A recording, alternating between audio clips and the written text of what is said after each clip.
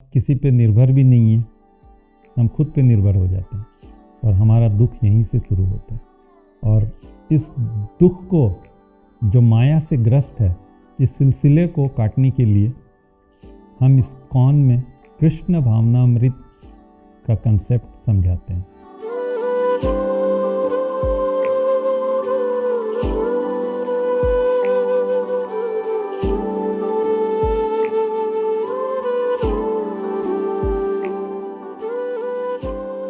एक दिन मैं अपने घर के आंगन में बैठा हुआ था तो देखा एक बिल्ली अपने बच्चे को मुंह पे लेके चली जा रही थी।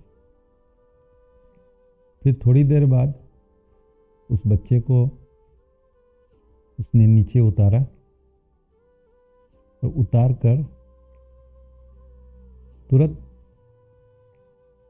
किसी खाने की सामग्री की तरफ कूद पड़ी। फिर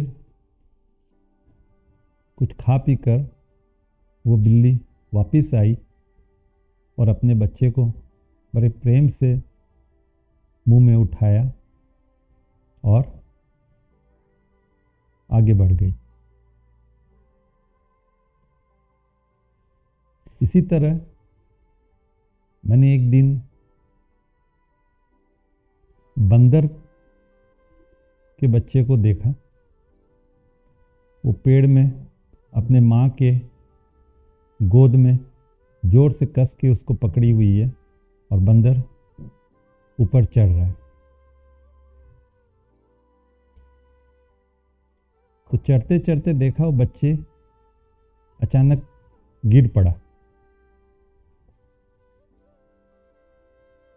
बंदर नीचे आई। फिर वो बंदर के बच्चे ने अपने माँ से जोर से लपक पड़ी।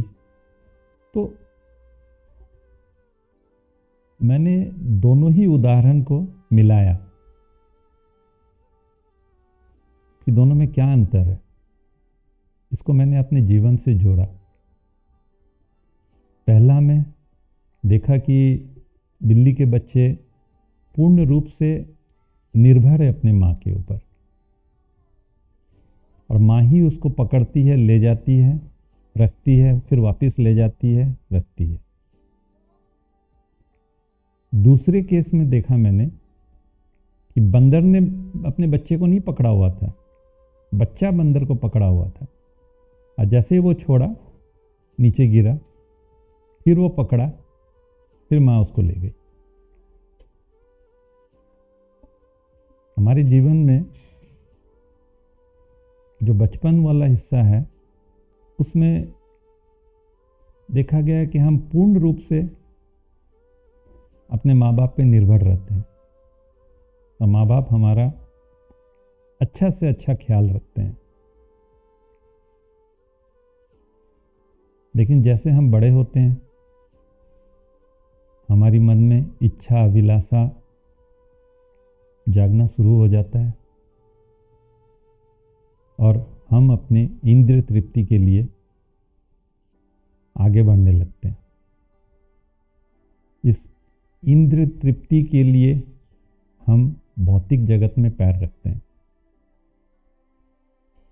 और इससे पहले कि एक इंद्रिय तृप्ति हमने किया, दूसरी तैयार है और ये सिलसिला चलते रहता है और हम उस भौतिक जगत में दुखी हो जाते हैं क्योंकि इस इंद्रिय तृप्ति की तो कोई अंत है ही नहीं और हम अब किसी पे निर्भर भी नहीं है, हम खुद पे निर्भर हो जाते हैं और हमारा दुख यहीं से शुरू होता है। और इस दुख को जो माया से ग्रस्त है,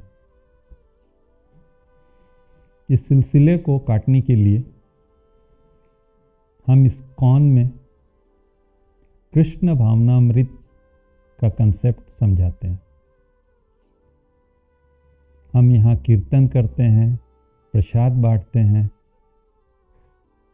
गीता भागवत की कथा सुनाते हैं।